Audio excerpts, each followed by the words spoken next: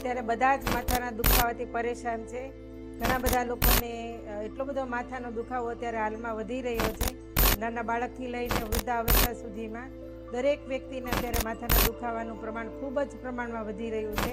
પણ આ જે દુખાવો છે ધીમે ધીમે કરીને વધતો જાય, તીવ્ર બનતો જાય, અસહ્ય બનતો જાય અને ધીમે ધીમે માઇગ્રેનમાં પરિણમે છે. તો એ આજે આપણે માથાનો દુખાવો છે એના કારણે આવે છે, એના ઘરગથ્થુ ઈલાજ શું છે, આ બધું જ જાણવાની કોશિશ કરીશું.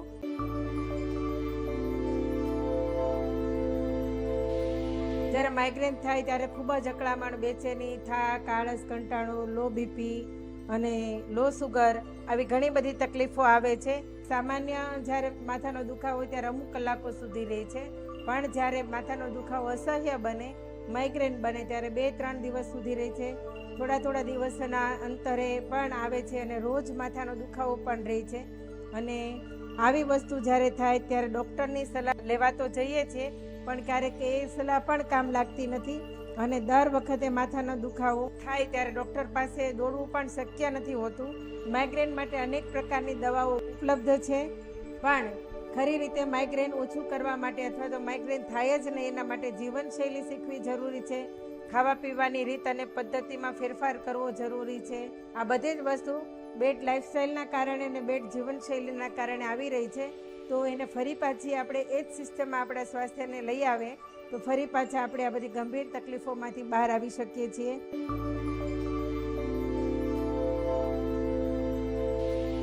શાંત વાતાવરણમાં રહેવું ખૂબ જ જરૂરી છે. ઘણી બધી વખત આપણે ઉઠતાની સાથે જ સાંજ સુધી કકળાટ જેવા વાતાવરણમાં રહીએ છીએ, જ્યાં બિલકુલ શાંતિનો અભાવ હોય છે અને જેના કારણે આપણું મન શાંતિ ઝંખતું હોય છે પણ શાંતિ મળતી નથી અને એવા વાતાવરણમાં પણ માથાનો દુખાવો થઈ જાય છે. તો માઇગ્રેન થયા પછી પણ એવું કંઈક શાંત વાતાવરણ ગોતી અને જ્યાં બિલકુલ અંધારું હોય, રિલેક્સ થઈ શકીએ, શાંતિથી બેસી શકીએ, આપણે આપણી સાથે રહી શકીએ, પોતાના આત્મચિંતન કરી શકીએ, આવું કંઈક સ્થાન આપણે શોધવું જોઈએ. મનને રોજને માટે પોતાના માટે 10 મિનિટ આપી અને મનને શાંત કરતા શીખવું જોઈએ. રોજને માટે કંઈ જ કામ નથી, કોઈ વિચારો નહીં, કોઈ ટેન્શન નહીં, કોઈ ડિપ્રેશન નહીં, માત્ર આંખ બંધ કરી અને 10 મિનિટ માટે આંખ બંધ કરીને જ્યારે બેસતા થઈએ ત્યારે કુદરતી રીતે આપણો જે માનસિક તણાવ છે, આપણા જે વિચારો છે, આપણને જે હેડેક આવી રહ્યા છે એમાં રિલેક્સ મળે છે અને એ આપણા મગજ પણ આપણું શાંત થાય છે અને એમાં પણ માઇગ્રેનમાં ઘણી બધી રાહત થાય છે. ત્યાર પછી છે બીજી કે પૂરતી ઊંઘ. આજના ભાગદોડના જીવનની અંદર માણસ કમસે કમ 6.5 થી 7 કલાકની ઊંઘ લેવો જોઈએ, પણ આપણી ઊંઘ બાયોલોજીકલ ક્લોક પ્રમાણે આપણે કરતા નથી. આપણા સમયે સૂઈએ છીએ, આપણા સમયે જાગીએ છીએ, પણ બાયોલોજીકલ ક્લોક પ્રમાણે જો આપણને સાંજે 10 વાગે પથારીમાં સૂઈ જઈએ તો 10:30 વાગ્યા સુધીમાં ઊંઘ આવી ગઈ તો આવી ગઈ, પણ નથી સૂતા તો 12 વાગ્યા સિવાય ઊંઘ આવતી નથી. પછી 12 વાગે સૂવાની કોશિશ કરીને 12:30 વાગ્યા સુધીમાં જો ઊંઘ આવી ગઈ તો ઠીક છે, નહીંતર 1.5 કલાક ઊંઘ આવતી નથી, 1.5 વાગ્યા પછી જ ઊંઘ આવે છે. ફરી પાછું જો આપણે 1 થી 1.5 વાગ્યા સુધીમાં નિંદર નથી કરતા તો ફરી પાછું 3 વાગે ઊંઘ આવે છે. આવી રીતના બાયોલોજીકલ ક્લોક 1.5 કલાકની સાયકલ પ્રમાણે ચાલતી હોય છે, જે આપણે જાણતા જ નથી અને જાણીએ છીએ તો એ સિસ્ટમ આપણે રહી શકતા નથી. પણ ખરેખર સૂવાની ટેવ ટાઈમસર પાડવી જોઈએ. જ્યારે કુદરતના સમયે આપણે સૂઈએ અને કુદરતના સમયે જાગીએ અને 6.5 થી 7 થી 8 કલાકની ઊંઘ જો આપણે લઈએ તો ક્યારે પણ ઓછી ઊંઘના કારણે, ઉજાગરાના કારણે, ડિપ્રેશનના કારણે, ટેન્શનના કારણે માથાનો દુખાવો થતો જ નથી. તો પૂરતી ઊંઘ લેવી જરૂરી છે, સારી ઊંઘ લેવી જરૂરી છે, ડીપ ઊંઘ લેવી જરૂરી છે. તો ઊંઘમાં પણ આટલું ધ્યાન રાખવું જરૂરી છે. ત્યાર પછી ખાવા પીવામાં નિયંત્રણ રાખવું. ખરેખર ખાવાના 3 પ્રકાર છે, ચાખવું, જમવું ને ઝાપટવું. પણ આપણને ત્રીજી રીત જ આવડે છે, પણ જ્યારે તમને સારી રીતે ભોજન કેવી રીતના લેવું, ખરેખર જરૂરથી વધારે જમવાનું હોતું નથી. પહેલો ઓડકાર આવે તો જમવાનું બંધ કરી દેવું જોઈએ અને સુપાચ્ય ભોજન લેવું જોઈએ. અને આપણી જે પ્રકૃતિ છે, પ્રકૃતિ પ્રમાણે આપણા ભોજન સિલેક્ટેડ હોવા જોઈએ જે આપણને અનુકૂળ હોય છે. મોઢાને ભાવે તેવું નહીં, પણ પેટને ફાવે તેવું ભોજન લેવું જોઈએ. તો જેના કારણે ક્યારેય ગેસ ન થાય, એસિડિટી ન થાય, કબજિયાત ન થાય અને એવું ન થવાના કારણે અપચો ન થાય. જ્યારે ગેસ, એસિડિટી અને કબજિયાતમાં ધ્યાન નથી આપતા ત્યારે આપણો જે ગેસ છે તે ઉધર્વ ગતિમાં ચડે છે અને ઉધર્વ ગતિમાં ચડવાના કારણે પણ સૌથી પહેલાં મગજને અસર કરે છે. અને એક નસ એવી છે આપણને અહીંયાથી અહીંયા સુધીની એક નસ સતત દુખ્યા કરે છે અને જોરદાર અંદર પીડા થાય છે, જેને આપણે માઇગ્રેન કહી શકાય છે. તો ખાસ કરીને આપણે ત્યાં જ આપણું સોલ્યુશન લાવી દેવું જોઈએ. અને ખાસ કરીને અમુક પ્રકૃતિ, જે વાયુ પ્રકૃતિના લોકો છે, બપોર પછી અમુક પ્રકારના ખોરાક નથી જ ખાવાના હોતા, જે વાયુ વર્ધક ખોરાક હોય છે. તો આ ખોરાક નથી ખાવાના હોતા, પણ આપણે જાણતા નથી, એટલે ગમે ત્યારે ગમે તે ખાઈ લઈએ છીએ. મોડી રાત્રે જમીએ છીએ, ટાઈમ વગરનું જમીએ છીએ, સાંજના સમયે ભારે ભોજન લઈએ છીએ, જે પચાવી જ નથી શકતા એવા ભોજન લઈએ છીએ. ત્યાર પછી આલ્કોહોલિક વ્યસનો જે આપણને છે, દારૂ છે, કેફીન લેવાની છે, જે લોકોને ટેવ છે, એવા લોકોને પણ અપચો અને ગેસ થાય છે. અને જે બોડીને માફક નથી આવતા એવા પદાર્થો લેવાથી ઘણા બધા લોકો માંસભક્ષી છે કે માંસ ખાવાનું એ લોકોના વધારે હોય છે, તો એનું પાચન બરાબર નથી હોતું. અને જો એવો હેવી ખોરાક ખાય છે તો એવા લોકો પણ પોતાના ખોરાકને પચાવી નથી શકતા, જેના કારણે ઓવરવેટ પણ થાય છે, અપચો પણ થાય છે, મોટું પેટ, ચરબીઓ વધતી જાય છે અને માઇગ્રેનનો દુખાવો, સિવિયર માઇગ્રેન થઈ જાય છે. અને ત્યાર પછી છે નિયમિત વ્યાયામ. શરીરને ફ્લેક્સિબિલિટીની જરૂર છે. હળવો વ્યાયામ રોજ કરવો જોઈએ, જેનાથી ઝીણી મોટી આપણી જે નસો છે, સ્નાયુઓ છે, થોડા છૂટા પડે અને એને ફ્લેક્સિબિલિટી મળે, અને જેના કારણે એને મૂવમેન્ટ મળવાના કારણે સારી રીતે વર્ક આપે છે, જેના કારણે આપણને માથાનો દુખાવો નથી થતો. કોઈ એકના એક હાથથી કે એકને એક પગ ઉપર વજન આપવાથી, એકનું એક કાર્ય કરવાથી વારંવાર એ બાજુનો દુખાવો વધે છે. કહેવાનો મતલબ એવો કે વધારે પડતા સ્નાયુને બર્ડન પડે અને સાથે સાથે ગેસનો ભરાવો હોય બોડીમાં, તો બંને સાથે મળીને માથાનો દુખાવો કરે છે. તો એમાં પણ આપણે ધ્યાન આપવું જોઈએ. અને ત્યાર પછી છે પાણી. તો આપણા બોડીમાં જેમ આપણી પૃથ્વી અને આપણું બોડી એક સ્ટ્રક્ચર જેવું છે, જેમ કે પંચમહાભૂતોની પૃથ્વી છે, પંચમહાભૂતોનું આપણું શરીર બન્યું છે. જેમ પૃથ્વીમાં 3 ભાગ પાણી ને 1 ભાગ જમીન છે, એવી જ રીતના આપણા શરીરમાં પણ 3 ભાગ પાણીની જરૂર છે અને 1 ભાગનું આપણા બોડીમાં ખોરાકની જરૂર છે. પણ આપણે ઊંધું કરીએ છીએ, આપણે 3 ભાગનું ખોરાક નાખીએ છીએ અને 1 ભાગનું પાણી નાખીએ છીએ. તો પાણીનું પ્રમાણ ખૂબ જ જરૂરી છે, કેમ કે પાણી ન પીવાના કારણે ડિહાઇડ્રેશન થાય છે, તો એના કારણે પણ માથું દુખે છે. અને ઘણી બધી વખત આપણે જરૂર પ્રમાણમાં પાણી પી લઈએ તો પણ અડધો કલાકમાં માથાનો દુખાવો હળવો પડી જાય છે. મતલબમાં કે પાણીની ઉણપના કારણે માથાનો દુખાવો હોય છે. તો દરેક વ્યક્તિએ 20 કિલો 1 લીટર પાણી પીવું જોઈએ, બેસીને પીવું જોઈએ, ઘૂંટડે ઘૂંટડે પીવું જોઈએ, જેના કારણે સ્વાસ્થ્યમાં સારો એવો સુધારો થાય છે. ઘણા બધા લોકોને પુષ્ટની બીમારી અથવા તો મૂત્રમાર્ગીય બીમારીઓ થાય છે, ખાલી પાણીના અભાવના કારણે. ગર્ભાશયની જે તકલીફો થાય છે, ગર્ભાશયમાં જે ઇન્ફેક્શનો આવે છે, પેશાબની જગ્યાએ બળતરા થવી, આ પણ પાણીની ઉણપના કારણે. તો આવા ઘણા બધા એવા રોગ છે જે પાણીની ઉણપના કારણે થતા હોય છે.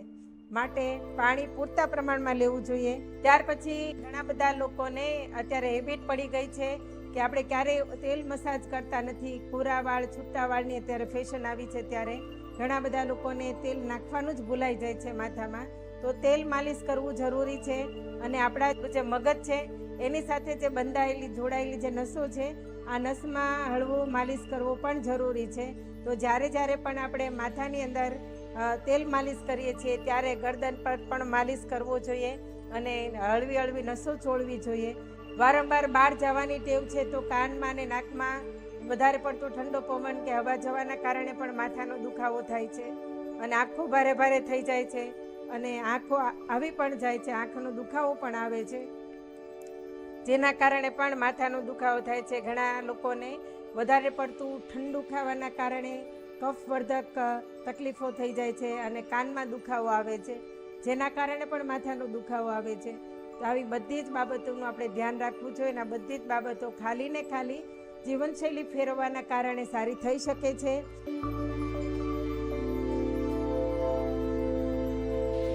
ઘણી બધી એવી ઔષધિઓ છે જેને આપણે ઉપયોગ કરવાથી માથાના દુખાવામાં ફરક પડે છે. તો સૌથી પહેલાં છે આદુ. તો આદુ એટલા માટે કે આપણું પાચન બરાબર થાય. તો જમવા પહેલાં આપણે 1 ચમચી આદુ છીણી અંદર સિંધવ મીઠું અથવા તો સંચળ નાખવાનું ને લીંબુ નાખીને 1 ચમચી છીણ ખાઈ જવાથી આપણા પાચનમાં સુધારો થાય છે.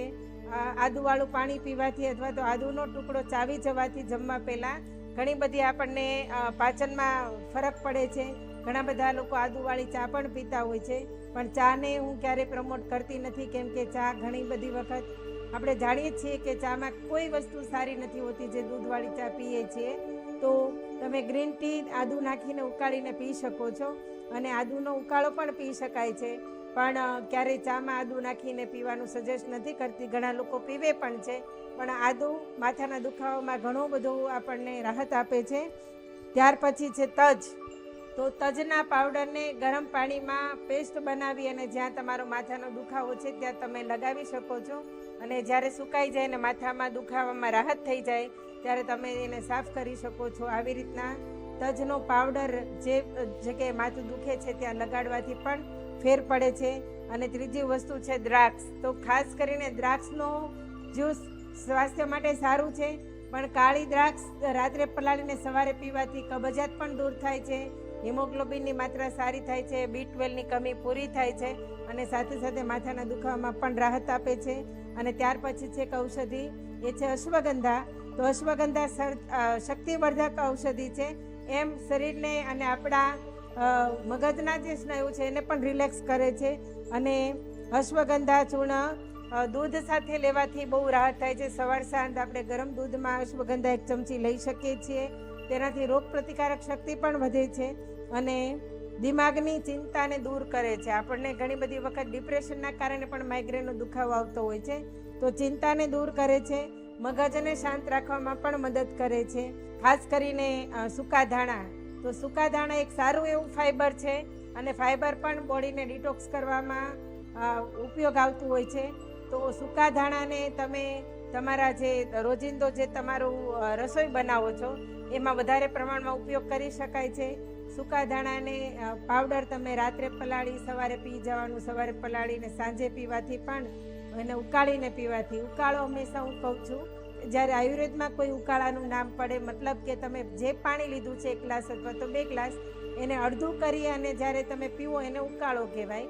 તો 1 ગ્લાસ પાણીમાં 1 ચમચી ધાણા રાત્રે પલાળી સવારે પાણી પી જવું, અને સવારે પલાળી સાંજે પાણી પી જવાથી અંદર ગરમીનું પ્રમાણ ઘટે છે, અને ફાઈબર પૂરતા પ્રમાણમાં જાય છે, અને માઇગ્રેનના દુખાવામાં પણ ઘણો બધો ફરક પડે છે.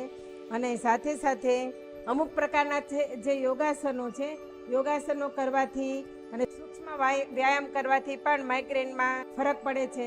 ખાસ કરીને મેડિટેશન કરવાથી, જે ધ્યાન કહીએ છીએ, તો પોતાના માઇન્ડને શાંત સ્વભાવમાં રાખવાથી, અફર્મેશન આપવાથી, અથવા તો માઇન્ડને રિલેક્સ કરવાથી, તમને જે એક વાતાવરણ ગમે છે વાતાવરણમાં રહેવાથી, તમને ગમતું મ્યુઝિક વગાડવાથી, તમને ગમતો કોઈ ઈચ્છા છે, કોઈ એવી તમારી અંદરથી કોઈ એવી નીડ છે જે પૂરી થઈ જાય તો પણ તમને ઘણું બધું રિલેક્સ થઈ જાય છે.